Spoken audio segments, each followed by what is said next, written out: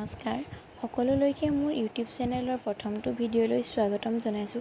আপোনালোকক আজি দেখুৱাব বিচাৰিছোঁ মই ধূপকাঠি কেনেকৈ প্ৰস্তুত কৰোঁ আৰু কি বস্তু ব্যৱহাৰ কৰোঁ। এয়া মই প্ৰথমতে লৈছোঁ ধূপকাঠি, তাৰ পৰা ডিপি অইল, পাৰফিউম আৰু এটা মগ, 100 গ্ৰামৰ এটা ডিব্বা আৰু এডাল প্লাষ্টিকৰ লাঠি।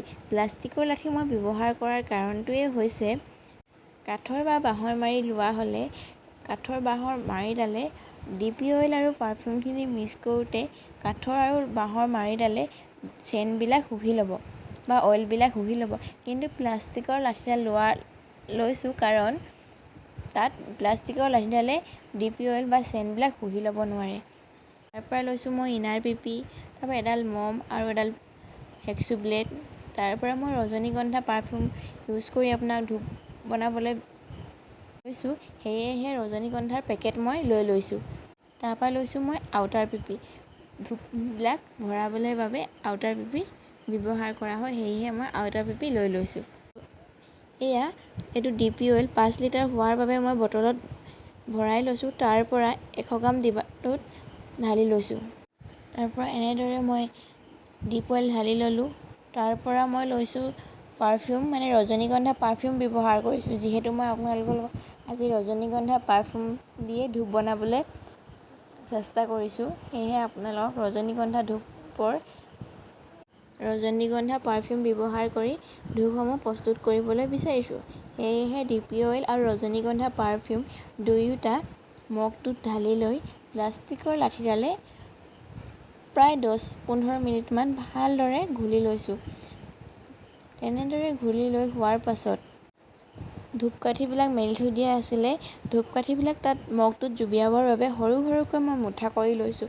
ইয়াত লৈছোঁ মই ৰবৰডালে সৰু সৰুকৈ মুঠা মাৰি লৈ মই ৰবৰডালে মেৰিয়াই লৈছোঁ, যাতে ধূপবিলাক জুবিয়াবলৈ সুবিধা হয়। যিহেতু মই কম পৰিমাণে আজি আপোনালোকক দেখাবৰ বাবে কম পৰিমাণ ব্যৱহাৰ কৰিছোঁ, সেয়েহে অলপ অসুবিধা হৈছে জুবিয়াবলৈ, তথাপিতো চেষ্টা কৰিছোঁ। মই 80% মান ধূপ জুবিয়াইছোঁ। 80% মান ধূপৰ কাঠিবোৰ সেই চেণ্টবিলাকত জুবিয়াইছোঁ।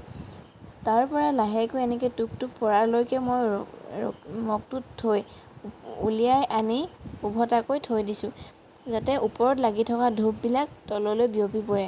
মই তাত থৈ দিছোঁ যাতে পাৰফিউমবিলাক তলৰ কাঠিবোৰলৈ বিয়পি পৰে।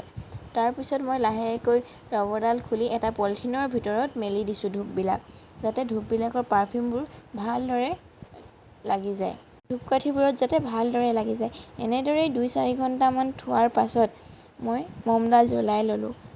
আৰু যিহেতু মই আপোনালোকক 10 টকীয়া পেকেটৰহে পেকেটিং কৰা দেখাব লৈছোঁ, সেয়েহে মই 12ডালকৈ ধূপ হিচাপ কৰি ইনাৰ পিপিত ভৰাই লৈ মমডালৰ সৈতে ব্লেডখনেৰে ধুনীয়াকৈ মেৰিয়াই পেকেট কৰি লৈছোঁ। এনেদৰেই ধুনীয়াকৈ পেকেটিং কৰিছোঁ যাতে ধূপবিলাক হাৱা নোসোমায় আৰু তললৈ যাতে ওলাই নপৰে।